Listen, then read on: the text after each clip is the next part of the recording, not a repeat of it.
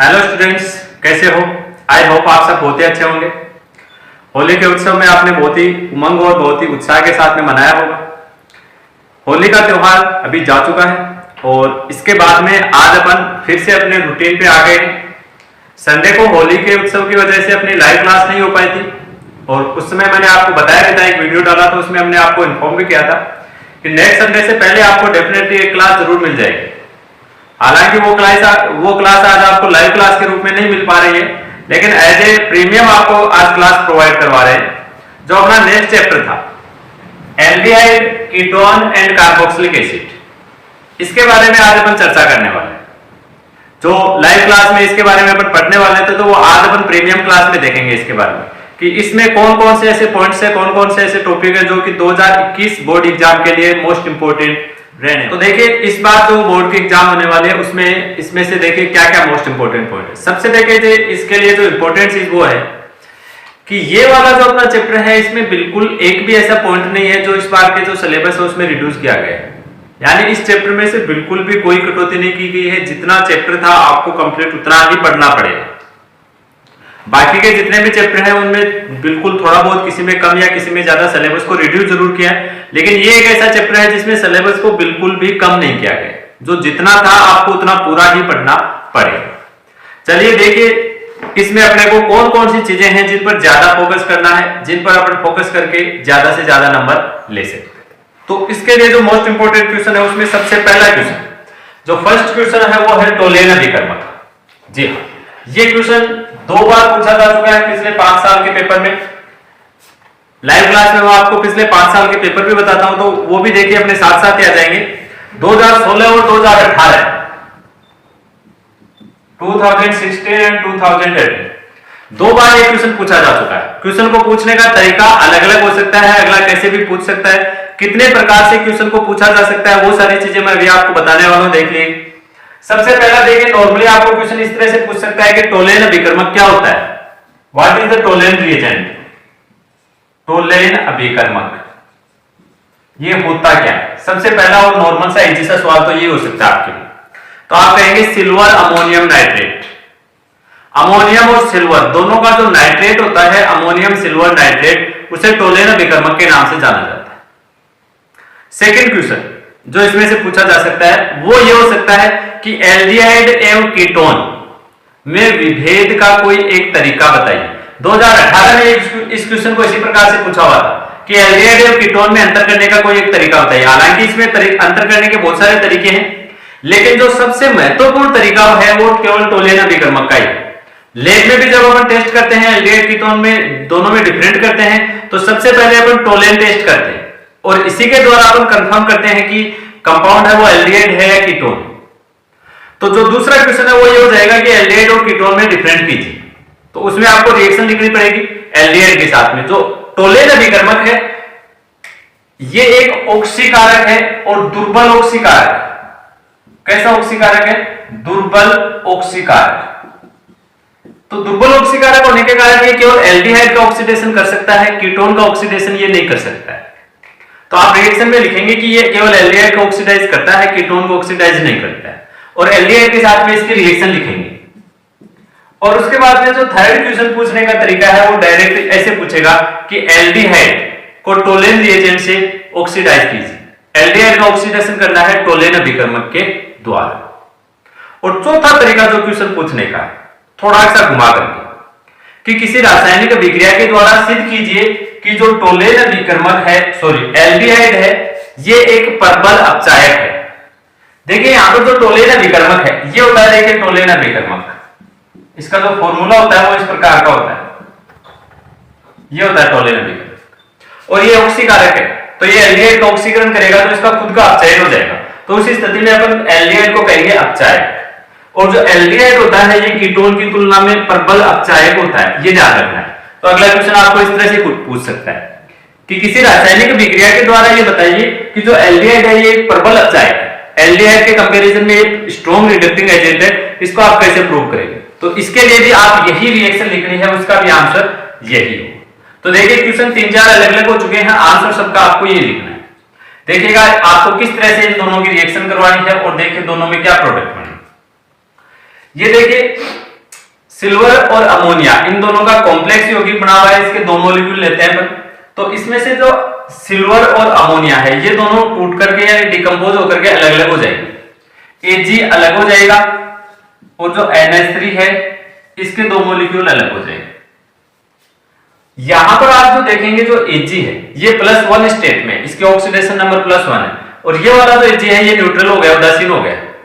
तो Ag का oxidation number +1 से 0 हो गया, यानी आप ये कहेंगे कि जो Ag है उसका अपचयन हो गया, और Ag के अपचयन के बदले में एल्डिहाइड का ऑक्सीकरण हो। Ag अलग हो गया, NH3 अलग हो गया, आपके पास में बचेंगे 2 OH।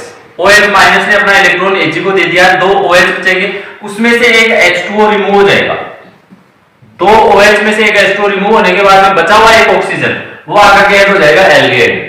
तो ये एल्डिहाइड में अपन एक ऑक्सीजन ऐड कर देते हैं। ये देखिए एल्डिहाइड ये इस तरह का होता है, तो ये इसमें अपन एक ऑक्सीजन ऐड कर देंगे, ये लीजिए, तो ये बन गया कार्बोक्सिलिक एसिड और ये रिएक्शन कंप्लीट हो गई।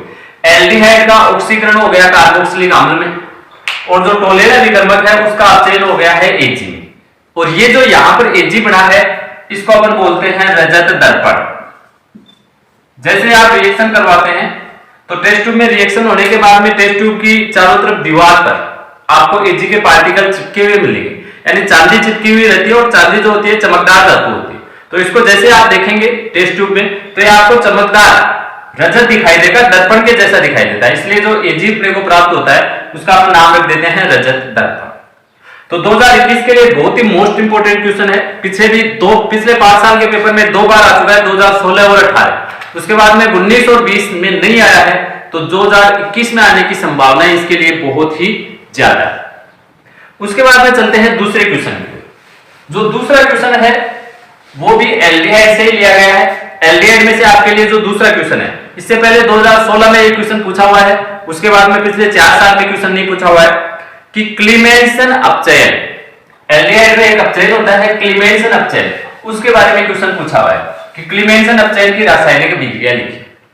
सीधा सा क्वेश्चन होता है क्लीमेंसन अपचयन अभिक्रिया लिखिए, या क्लीमेंसन अपचयन के द्वारा एल्डिहाइड कीटोन की रिएक्शन लिखिए। इस प्रकार से क्वेश्चन पूछा जा सकता है। तो देखिए क्लीमेंसन जो अपचयन है वो कौन सी रिएक्शन होती है। देखिए ये वाला जो अपना चैप्टर है इसमें नेम्ड जो अपचयन है वो काफी सारे हैं, जैसे क्लीमेंसन अपचयन आ गया, बहुत सारे नेम से अपचयन है। उसके बाद में जैसे आप रोजेनमुंड अपचयन देखेंगे, वोल्फ क्रिस्नर अपचयन होगा, हुंग मिल्लोन, इसमें बहुत सारे नाम से अपचयन है। और जो नेम्ड अपचयन है उनमें से जो सबसे जो इंपॉर्टेंट जो अपचयन है वो ये दोनों, रोजेनमुंड अपचयन और क्लीमेंसन अपचयन, ये बहुत ज्यादा इंपॉर्टेंट है। तो ये देखिए अपन पहले क्लीमेंसन अपचयन के बारे में देखते हैं। रोजेनमुंड अपचयन है इसके बारे में आपको बता दूंगा हम, पहले जो क्लीमेंसन अपचयन है इसके बारे में देखते हैं। तो ये देखिए अब ये है अपना एल्डिहाइड या कीटोन, आप जो भी लेना चाहिए, तो मैं यहां पर केवल इसका कार्बोनिल समूह लिख देता हूं, ये हो गया। इसका आप अपचयन कराएंगे स्टेनलेस क्लोराइड के द्वारा, यानी SnHCl या SnCl2 ले सकते हैं आप। तो इसका जो अपचयन होगा देखो एकदम नॉर्मल सा अपचयन होता है, ये पाई बॉन्ड तोड़ करके और दोनों तरफ एक एक हाइड्रोजन ऐड करते हैं, तो ये बन जाएगा CHOH। ये तो होता है एकदम से नॉर्मल अपचयन, एल्डिहाइड और कीटोन दोनों का ही होता है। क्लीमेंसन अपचयन में थोड़ा सा अपचयन एक्स्ट्रा हो जाएगा, एक बॉन्ड की बजाय यहां पर दोनों बॉन्ड टूट जाएंगे, यानी इसका अपचयन हो जाएगा 2 बार। आपको यहां पर टोटल 2 बार अपचयन कराना है, तो ये बचा हुआ एक बॉन्ड और तोड़ेंगे और एक हाइड्रोजन इधर जोड़ेंगे, एक उस साइड में जोड़ेंगे। तो इस साइड में हाइड्रोजन जोड़ने से ये H2O का मॉलिक्यूल यहां से रिमूव हो जाएगा और ये बन जाएगा अपने पास में CH2। ये है क्लीमेंसन अपचयन की रासायनिक अभिक्रिया, एकदम से बहुत ही नॉर्मल सी इजी सी रिएक्शन है। ये क्वेश्चन भी कई बार पूछा हुआ है, 2016 में आया हुआ है और इस बार फिर से ये क्वेश्चन आने की संभावना है। उसके बाद में जो दूसरा क्वेश्चन है रोजेनमुंड अपचयन, तो मैंने अभी आपको बताया था कि ये 2 अपचयन, इन दोनों में से एक नेम्ड रिएक्शन है, वो डेफिनेटली आपको क्वेश्चन में देखने के लिए मिल जाएगी। दूसरी जो रोजेनमुंड अपचयन है ये देखिएगा, इसमें क्वेश्चन पूछेंगे कई तरीके भी होते हैं अलग अलग। पहले देखते हैं रिएक्शन क्या होती है। साइनाइड, तो ये रहा अपने पास में साइनाइड। साइनाइड का आपको करवाना है आंशिक अपचयन, अपचयन वही कराना है स्टेनलेस क्लोराइड के द्वारा या जिंक अमलगम के साथ में। यहां पर ध्यान रखिए आप स्टेनलेस की बजाय जैसे जिंक अमलगम भी ले सकते हैं आप। तो इससे देखो ये बनेगा, आंशिक अपचयन करना है तो एक बॉन्ड तोड़ेंगे यहां से और दोनों तरफ एक हाइड्रोजन ऐड कर दिया इधर CH डबल बॉन्ड, एक बॉन्ड टूट गया तो डबल बचा और एक हाइड्रोजन इधर जोड़ेंगे तो ये बनेगा NH। और इसका फिर से आप करवा देंगे हाइड्रोलाइसिस यानी जल अपघटन। तो देखो कार्बन डबल बॉन्ड नाइट्रोजन का हाइड्रोलाइसिस जल अपघटन सीधा सा तरीका होता है HOH, ये रिएक्शन होती है। तो अपने पास में देखो प्रोडक्ट बना है RCHO, ये लीजिए RCHO, ये नेम्ड रिएक्शन हो गई रोजेनमुंड अपचयन। इसके बाद में चलिए नेक्स्ट क्वेश्चन की ओर। रोजेनमुंड अपचयन के बाद में नेक्स्ट अपन देखते हैं अगला जो क्वेश्चन है वो है कार्बोक्सिलिक एसिड में अनुनाद। ये क्वेश्चन पूछा हुआ है 2016 में, कार्बोक्सिलिक एसिड का अनुनाद। ये भी बहुत ही मोस्ट इंपोर्टेंट क्वेश्चन है, इसको भी अलग अलग तरीके से पूछा जा सकता है। कार्बोक्सिलिक अम्ल में जो अनुनाद है वो किस प्रकार से होता है? देखिए ये होता है कार्बोक्सिलिक एसिड, ये देखिए क्वेश्चन को पूछने का तरीका। सबसे पहला एकदम से नॉर्मल सा क्वेश्चन आपको ये देगा कि कार्बोक्सिलिक अम्ल की अनुनादी संरचना बढ़ाइए, तो आप इसकी अनुनादी संरचना बनाएंगे। दूसरा क्वेश्चन ये पूछ सकता है कि कार्बोक्सिलिक अम्ल की अम्लीयता का कारण बताइए, तो उसमें भी आपको इसकी अनुनादी संरचना ही बढ़ा करके बताना पड़ेगा। और तीसरा पूछ सकता है कि कार्बोक्सिलिक अम्ल और फिनोल की जो अम्लीयता है दोनों में विभेद कीजिए कि कौन सा प्रबल और कौन सा दुर्बल है। ये क्वेश्चन हालांकि पिछली बार आ चुका है, तो इसके आने की संभावनाएं बिल्कुल भी नहीं है कि आपको अगला फिनोल के साथ में तुलना करने के लिए कहे, बल्कि कार्बोक्सिलिक अम्लों के आपस में तुलना करवा सकता है। तो अनुनाद वाला क्वेश्चन पूछने के लगभग अपने पास में दो ही तरीके बचे, या तो डायरेक्ट पूछ लेगा अगला कि अनुनाद कैसे होता है बताइएगा, या फिर आपको ये कहेगा कि कार्बोक्सिलिक अम्लीयता का कारण बताइए कि अम्ल क्यों है, तो उसमें भी आप ये अनुनाद ही बताइए। देखो सीधा सा अनुनाद होता है, ये RCOH ऑक्सीजन पर देख सकते हैं आप 2 लोल पेयर, तो ऑक्सीजन अपना लोल पेयर एक इधर कार्बन को दान करेगा, तो देखिए ये बनेगा, ये लीजिए ऑक्सीजन ने देखो लोल पेयर दान करते डबल बॉन्ड बन गया, तो ऑक्सीजन पर आ जाएगा पॉजिटिव चार्ज। जैसे ही आप इधर डबल बॉन्ड बनाएंगे तो ये जो ऑक्सीजन है डबल बॉन्ड के इलेक्ट्रॉन ले लेगा, तो इधर अपने पास में आ जाएगा सिंगल बॉन्ड O-, ये रिएक्शन होगी। ये है कार्बोक्सिलिक अम्ल का अनुनाद। कार्बोक्सिलिक अम्ल का न पूछ करके यहां पर भी 2 तरीके होते हैं।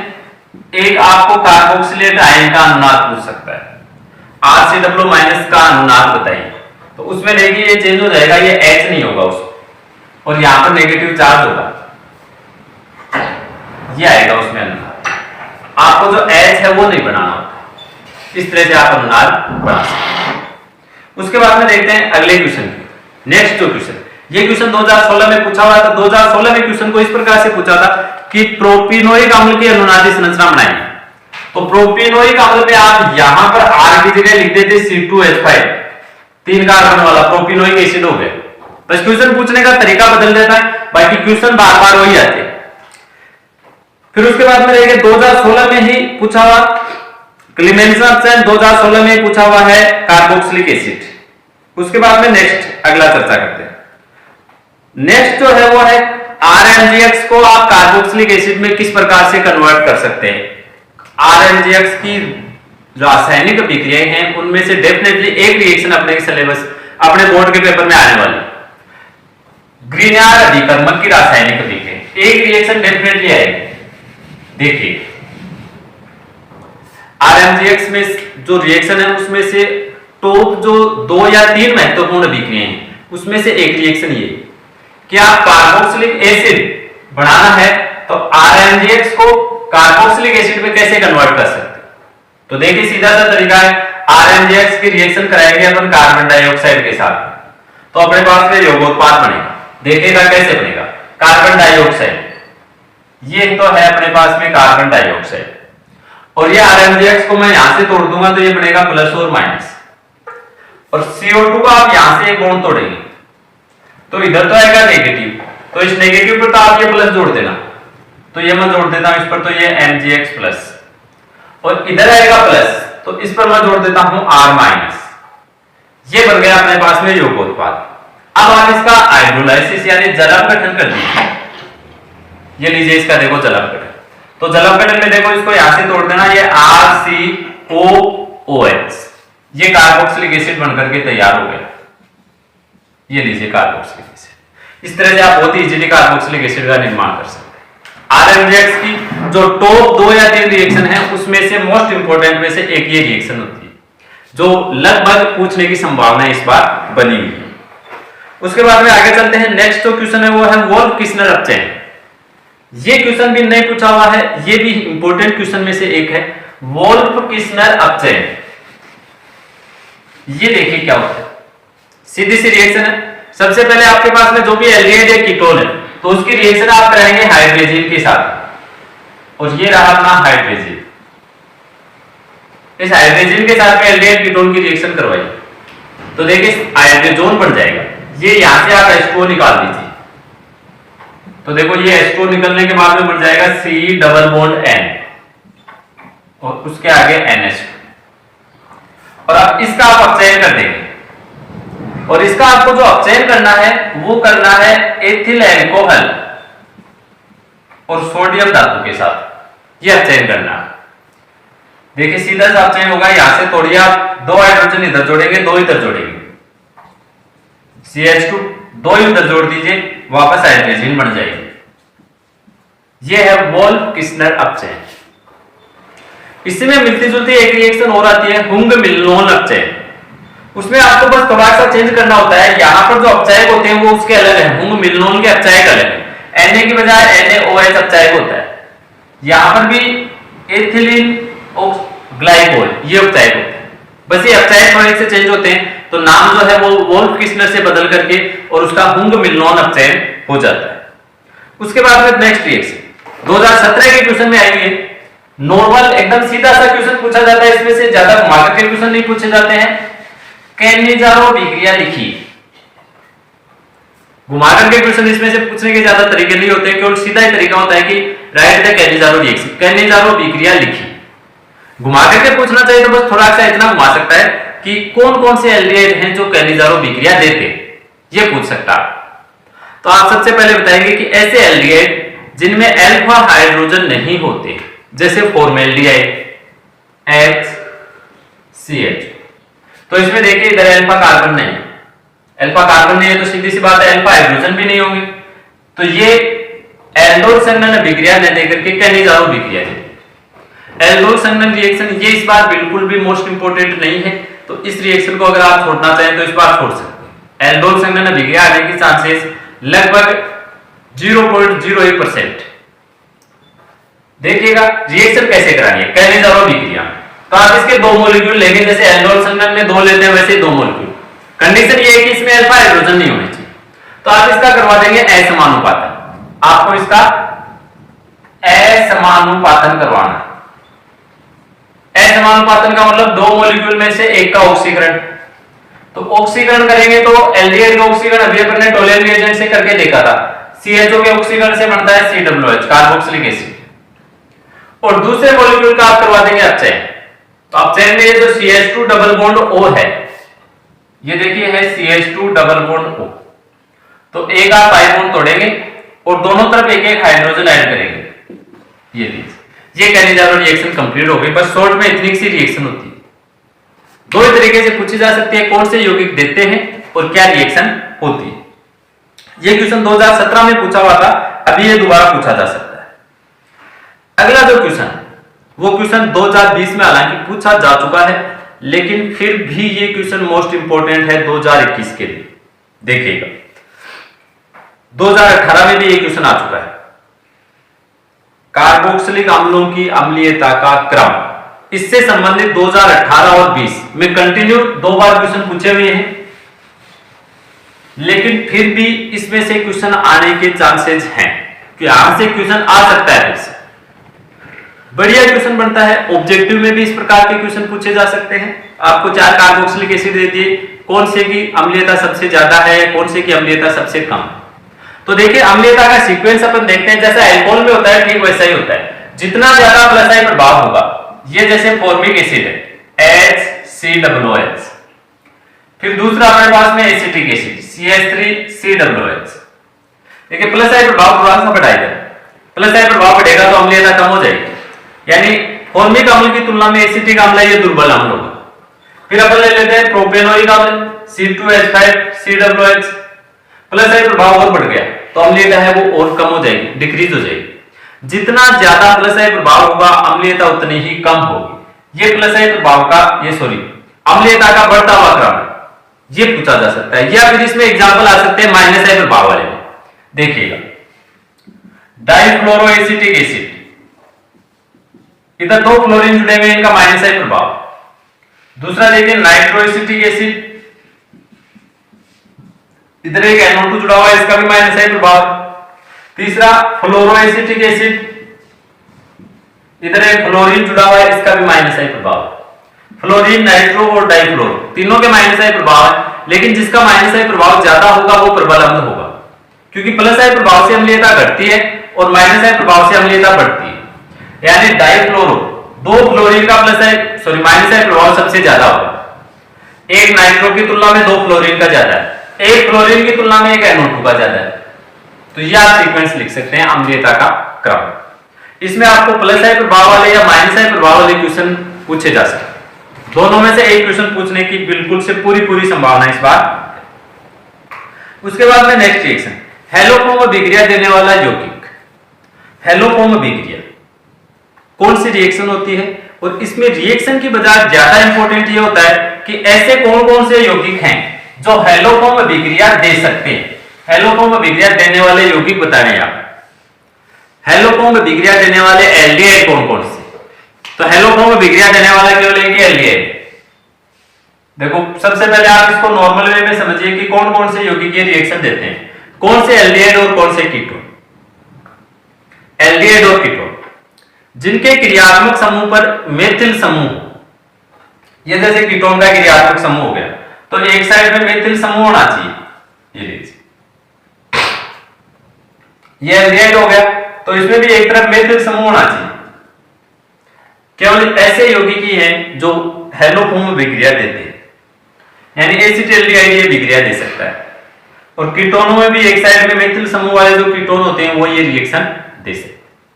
नॉर्मली देखिए रिएक्शन में होता क्या है, पहले आप जैसे क्लोरीन के साथ रिएक्शन करोगे तो जो मेथिल समूह होता है उसके जितने भी हाइड्रोजन है उनको क्लोरीन सबको रिप्लेस कर देता है। 3 क्लोरीन ले लिए तो तीनों हाइड्रोजन को हटा देगा ये लीजिए CH3 की जगह CCl3 आ जाएगा।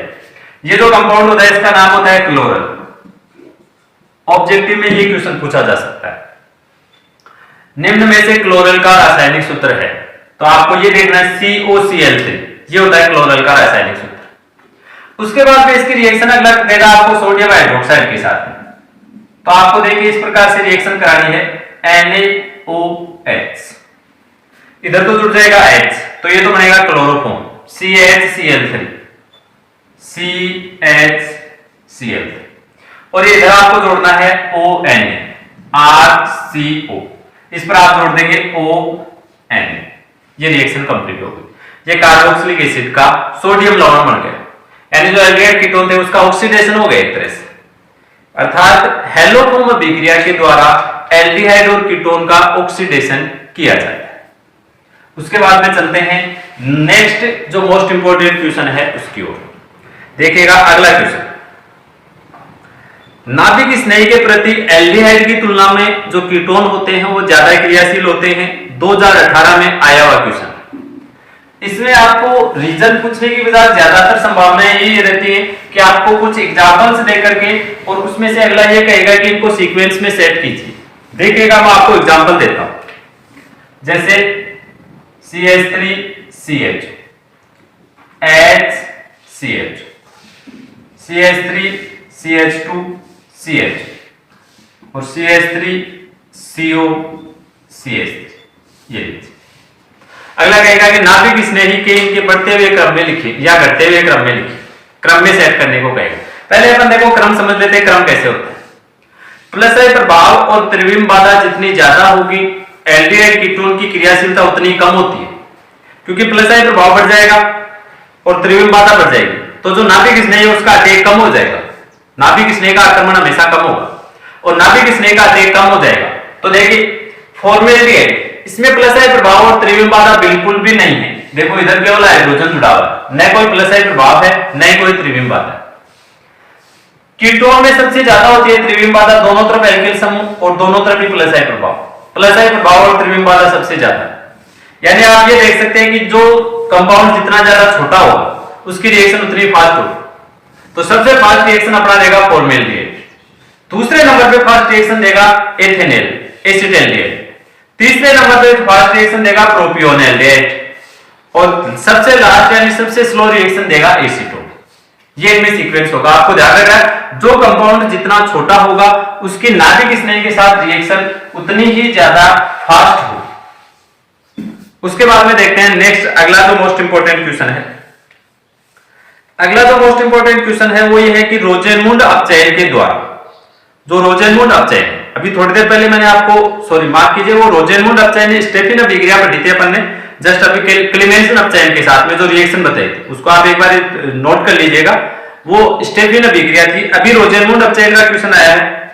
यहां पर क्वेश्चन पूछने के तीन तरीके रोजेनमुंड अपचयन में। पहले मैं आपको देखो रोजेनमुंड अपचयन बता देता हूं क्या होता है।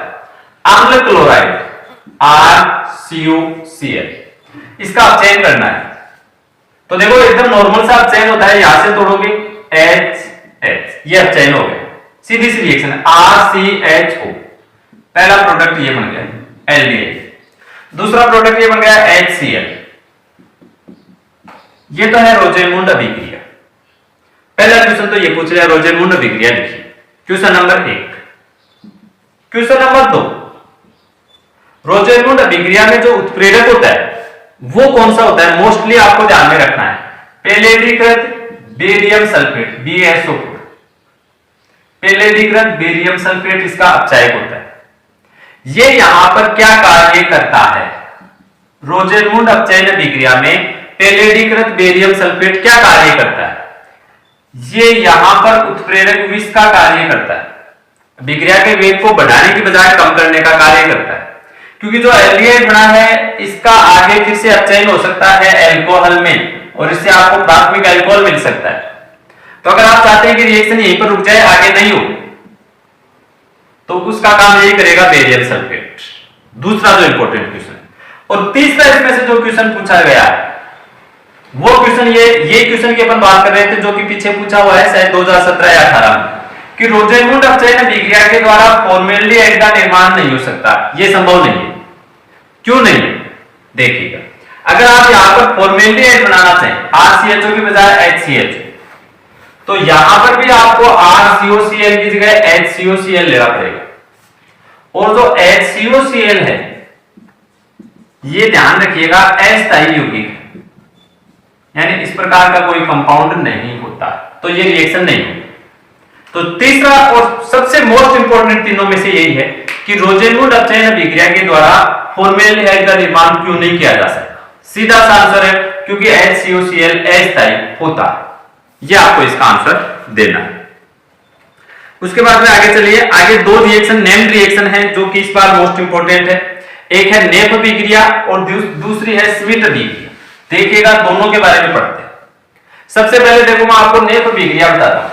ये जो रिएक्शन है आप नॉर्मली अगर पढ़ेंगे तो बिल्कुल भी समझ में नहीं आती। नेफ अभिक्रिया रिएक्शन क्या होती है, कोई भी नाइट्रो एल्केन RCH2NO और उसकी रिएक्शन आप कराएंगे किसी बेस के साथ, तो ये हमने रिएक्शन करा दी NaOH के साथ। तो जो बेस होगा वो क्या करेगा, इसके अल्फा कार्बन पर यहां पर अटैक करेगा और यहां से एक H+ को बाहर निकाल देगा। तो ये देखिए मैं इसके यहां से एक H+ को बाहर निकाल देता हूं। ये NO2 की मैं स्ट्रक्चर लिख देता हूं यहां पर। यहां से एक H+ निकल गया तो ये बच गया CH- और CH- पर Na+ जुड़ जाएगा और फिर आगे रिएक्शन अपने को ये मिलती है कि इसका जलावकरण कर दो तो एल्डिहाइड या कीटोन बन जाएगा। लेकिन इसके जलावकरण से एल्डिहाइड कीटोन कैसे बना ये अपने को बिल्कुल भी नहीं समझ में आ सकता। क्यों नहीं आ सकता? क्योंकि इसका जलावकरण होने से पहले ये पुनर्विन्यासित हो जाता है जो अपने को नहीं बताया जाता है, इसलिए रिएक्शन भी नहीं समझ में आती। तो आप इसको पहले पुनर्विन्यासित कीजिए। देखो कैसे, कार्बन पर नेगेटिव चार्ज है तो कार्बन अपने बॉन्ड नेगेटिव चार्ज से इधर बॉन्ड बनाना चाहेगा। देखो RCH डबल बॉन्ड N, जैसे इधर डबल बॉन्ड बनेगा तो इस बॉन्ड के इलेक्ट्रॉन ऑक्सीजन ले लेगा तो नेगेटिव चार्ज भी ऑक्सीजन पर आ गया। तो Na+ का भी अब यहां पर कोई काम नहीं है, क्योंकि Na+ तो दाता नेगेटिव है, वहां जाएगा, तो ये Na+ भी इधर आ गया। ये इसका पुनर्विन्यासन हो गया। अब इसका जलापटन कराओ, एल्डिहाइड बन जाएगा। देखिए ये इसका जलापटन हो जाएगा HOH। Reaction completed, RCHO, aldehyde का निर्माण हो चुका है। ये होती है नेफ अभिक्रिया, जो कि अपने को नॉर्मली अगर सीधे रूप से देखा जाए तो समझ में नहीं आती, क्योंकि बीच में पुनर्विन्यासन, ये जो अपन ने पुनर्विन्यासन किया है, ये स्टेप जब नहीं लिखी हुई है तो अपने को ये समझ में नहीं आती। उसके बाद में लास्ट जो मेरी नजर में इस बार के लिए मोस्ट इंपोर्टेंट क्वेश्चन है, उसका लास्ट क्वेश्चन मैं आपको बता रहा हूं आज के लिए। लास्ट क्वेश्चन है स्मिथ अभिक्रिया। कार्बोक्सिलिक अम्ल की एक अभिक्रिया है स्मिथ अभिक्रिया, RCOH। इसकी रिएक्शन कराते हैं हाइड्रोजोइक एसिड के साथ। हाइड्रोजोइक ये होता है HN3, हाइड्रोजोइक एसिड और कार्बोक्सिलिक एसिड। ये रिएक्शन आपको अगले चैप्टर में मिल जाएगी, क्योंकि एमीन बनाने की विधि है। तो देखिए इसमें होता क्या है, इसमें अपने पास में क्या प्रोडक्ट बनता है, इसमें अपने पास में बनता है प्राथमिक एमीन, क्योंकि जो एजाइड है हाइड्रोजोइक एसिड जो है इसमें N3, ये एजाइड है, ये यहां पर अटैक करके CO2 गैस को यहां से हटा देगा, यहां से निकल जाएगी CO2 गैस। यहां से CO2 और एजाइड में से पी ब्लॉक में भी अपन ने पढ़ा है कि जो एजाइड होता है ये नाइट्रोजन गैस देता है, इसमें से निकल जाएगी नाइट्रोजन गैस। उसके बाद में अपने पास में ये बचेगा RHNH, तो ये RNH2 में कन्वर्ट हो जाएगी। प्राइमरी एमीन बनाने का ये तरीका है। नेक्स्ट चैप्टर में स्मिथ अभिक्रिया, इस रिएक्शन का नाम है स्मिथ अभिक्रिया, और सेम टू सेम ऐसी एक रिएक्शन हो रहा है कर्टियस अभिक्रिया। दो रिएक्शन है, दोनों साथ साथ ही, कर्टियस अभिक्रिया और स्मिथ अभिक्रिया। दोनों में से आप एक को समझ लीजिए, दोनों रिएक्शन समझ में आ जाए। तो ये थे आज के जो मोस्ट इंपोर्टेंट क्वेश्चन है उनकी लिस्ट। पिछले साल में आए हुए क्वेश्चन भी मैंने आपको साथ साथ बताने का प्रयास किया है। इसके साथ ही लास्ट में आपको ये और बताना चाहता हूं कि ऐसे कौन कौन से पॉइंट्स हैं जिनको आप बिल्कुल से भी नेग्लेक्ट कर सकते हैं, बिल्कुल भी पढ़ने की जरूरत नहीं है। इस बार के सिलेबस में, इस बार के पेपर में बिल्कुल भी उनके आने की संभावनाएं नहीं। जैसे कार्बोक्सिलिक एसिड का नामकरण, जो डाइकार्बोक्सिलिक एसिड है, सक्सिनिक अम्ल, ग्लूटेरिक अम्ल, एडिपिक अम्ल, इनका नामकरण अगर आप चाहें तो छोड़ सकते हैं, इनमें से क्वेश्चन आने के बिल्कुल भी चांस नहीं। दूसरा, कार्बोक्सिलिक एसिडों की अम्लीयता का क्रम, ये मैंने आपको कहा था पिछली बार आया हुआ है, लेकिन फिर से आ सकता है। पिछली बार जो आया हुआ है वो -I प्रभाव में से, तो आप केवल -I प्रभाव वाले एग्जाम्पल छोड़ सकते हैं। और 2020 में अगला क्वेश्चन आया हुआ है कि कार्बोक्सिलिक एसिड फिनोल की तुलना में ज्यादा अम्लीय है क्यों, तो ये भी मैंने आपको बता दिया था कि इसको भी आप छोड़ सकते हैं। फिनोल और कार्बोक्सिलिक अम्ल की तुलना आपसे इस बार नहीं करवाई। या फिर अथवा में भी 2020 में जो क्वेश्चन आए थे वो कार्बोक्सिलिक एसिड की -I प्रभाव वाली अम्लीयता के क्रम है, तो आप -I प्रभाव वाले सारे उदाहरण छोड़ करके केवल +I प्रभाव वाले जो उदाहरण है उन्हीं को आप ध्यान रख सकते हैं। और एक जो लास्ट रिएक्शन है वो है alcohol is more reactive than ketone, aldehyde in nucleophile substitution reaction.